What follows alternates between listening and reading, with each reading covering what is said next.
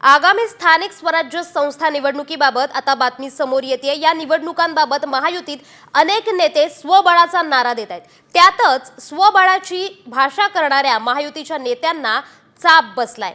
महायुतीचे नेते स्वबळाचा नारा देत असतील तर ते अपरिपक्वपणाचं लक्षण आहे, अशा शब्दात संसदीय कार्यमंत्री चंद्रकांत पाटील यांनी महायुतीच्या नेत्यांना सुनावलंय।